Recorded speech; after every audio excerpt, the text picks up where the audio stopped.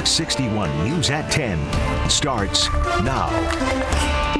Right now at 10, a weather watch alert continues for the possibility of some icing in the northwest, rain for the rest of us, and right now some thunder and lightning. The latest ahead. And right now at 10, we are following breaking news. 2 shootings in 2 Connecticut cities tonight. We'll tell you what we've learned from both scenes. Also, one Connecticut town is trying to solve its recent rise in crime. We'll tell you about the solutions it came up with at a meeting tonight. And tomorrow is a big day for a major company here in Connecticut. We're going to tell you about the 2 milestones Sikorsky will be celebrating. But we begin at 10 with that weather watch alert. Rain and cold weather overnight could make your morning commute icy tomorrow. Good evening. I'm Jen Bernstein. And I'm Brent Harden. Thanks for joining us tonight. While most of Connecticut will remain just above freezing tonight, there will be plenty of slick spots to watch out for tomorrow. Let's go right over to meteorologist Ryan Breton for a first look at the forecast now. Ryan. Hi, Brent and Jen. Pretty interesting night out there. We have periods of rain, some of it heavy coming through the state right now. But if you look at the radar and at this map, you wouldn't guess it's the month of January. We have some lightning actually coming in, some of this rain coming out of New York City, headed through Long Island Sound. Pretty big bolt just off the coastline there in Madison right now with a downpour moving through, headed into Clinton. Some of you may hear this thunder and see some lightning if you look outside too. A couple more bolts, one around Bridgeport, a few more farther down Fairfield County around Westport and down toward Greenwich as well. The rest of us, we just have some rain, but this action's moving to the northeast. So if you're in southern Connecticut, don't be shocked if you hear the rumble of thunder in the next hour or so. Northwest Connecticut is where the icing concern is. We haven't had anything significant, but a couple of spots are right around freezing. Barkhamsted, for example, at 32. So there might be an icy spot or 2 left over there in the morning. Back edge of the rain, though, not far away, and that will be coming through over the next couple of hours. After midnight, we taper this down to just a few showers. And actually, tomorrow morning on the backside of the storm, there may be some snow showers which could coat the ground in northern Connecticut, especially near the Mass border. This isn't the only storm in the forecast. We have 2 more in the 7-day. I'll be back to talk all about it coming up. Okay, Ryan, we'll see you then. Well, we are following breaking news tonight out of Waterbury, where a man is dead after a shooting. Yeah, let's check in with Fox 61 Sarah Sanchez, who's in the Breaking News Center with what we're learning about this tonight. Sarah? Well, Brent and Jen, the details are limited right now, but we do know so far a man was found shot and killed on Robin Street. Waterbury police say a caller reported a gunshot victim just before 7:30 tonight.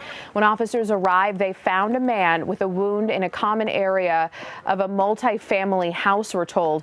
He was pronounced dead shortly after officers arrived on scene, and police are continuing to investigate tonight.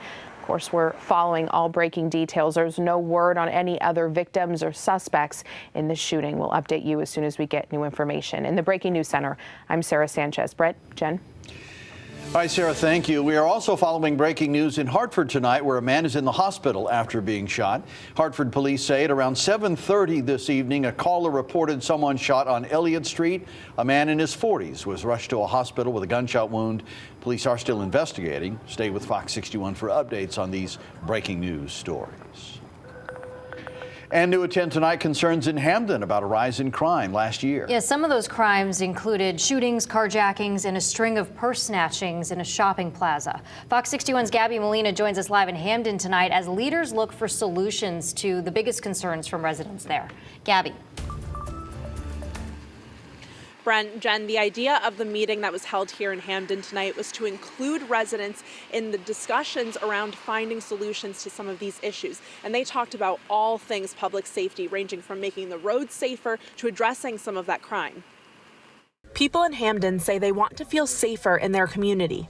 Concerned about the changes, especially in the last few years. There's a lot of anxiety out there. It's escalated, and what's been done about it? Local, state, and federal officials hosted a conversation around public safety Thursday evening to address some of the issues people are most concerned about, including crime. We have crime, and we stay abreast of it, and this is a moment for us to collaborate. This is a moment for community policing to exist. The town says in 2022 it saw a slight uptick in property crime, but violent crime was down. A few incidents that occurred, though, have left residents on edge still. Initially it was they were just taking pocketbooks out of carts. And then it escalated to knocking down people.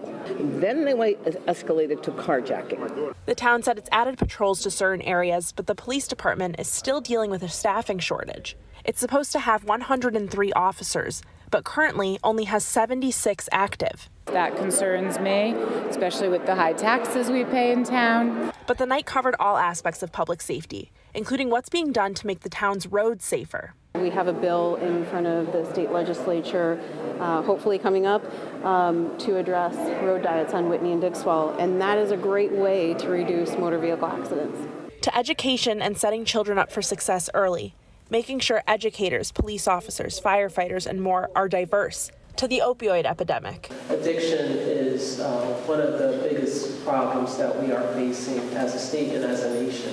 The goal was to include the community in the conversation, to work together towards finding solutions. It's all about openness and transparency, and it's important to continue to educate our community members.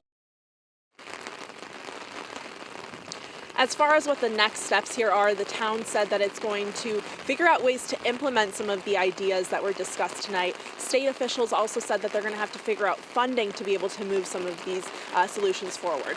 Live in Hamden, Gabby Molina, Fox 61 News. All right, Gabby, thank you very much. Well, new at 10, officers arrested 3 teens in Naugatuck who are accused of driving a stolen SUV and having a fake gun. Naugatuck police say that the 3 were stopped at the intersection of New Haven Road and Cross Street around 6:30 last night. Officers found this fake gun and say it closely resembles a real gun. 2 of the teens were charged and released to their parents. And new at 10 tonight, a New Britain man convicted today of sexually assaulting a child. New Britain's state's attorney says a jury found 34-year-old Giovanni Diaz guilty of 5 charges, including 2 counts of first-degree sexual assault of a victim under 13. Diaz is scheduled to be sentenced on March 28th. Police are investigating if a Bridgeport man was killed by another man because he believed he was gay. Daniel Engeldrum was born in Bridgeport and graduated from Masuk High School in Monroe. His family says that he was easygoing, kind, and a big fan of college basketball. The man accused of killing Engeldrum appeared in court today and was charged with manslaughter. He's being held on $1 million bond. East Hartford police need your help finding the driver who hit and killed a pedestrian. Police say it happened near Pitkin and Main Streets at around 9:30 last night. They're looking for a car described as a silver Hyundai Elantra or Sonata between the model years 2011 and 2016 with damage to the front end and driver's side. East Hartford Mayor Mike Walsh says he believes speed was a factor in the crash. Cars that they make today want to go fast. They're quiet, they're powerful. Some of the roads, when we repave them, are actually designed for higher speeds. But at the end of the day, you're sharing the roadway with pedestrians, you're sharing it with bicycles. The CTDOT says last year, our state had the most pedestrians killed in crashes in more than 40 years. Well, tonight in Bristol, one person is recovering after being hit by a car. Police say it happened at a Crowley car dealership on Farmington Avenue around 9 this morning. That pedestrian was taken to the hospital with minor injuries. No word tonight on the driver of the other car. Well, new at 10, 2 people were sent to the hospital after a crash on Route 320 in Willington. State police say it happened at the intersection with Piney Hill Road. A van was turning onto Route 320 when it was hit by an oncoming car. That car driver was taken to Hartford Hospital with serious injuries, while the van driver went to Windham Hospital with minor injuries. You should call state police if you have any information about the crash. The state police union and the governor have come to a tentative labor agreement. It would cover troopers, sergeants, and master sergeants through June of 2026. The agreement includes significant investments in recruitment and retention of state police force. Union members have to sign off on the deal before it is submitted to the General Assembly for final approval.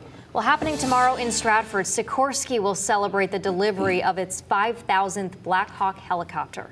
The celebration will take place at Sikorsky's base on Main Street. Sikorsky is also celebrating its 100th anniversary in operation. The Fox 61 Morning News will be there live for the event.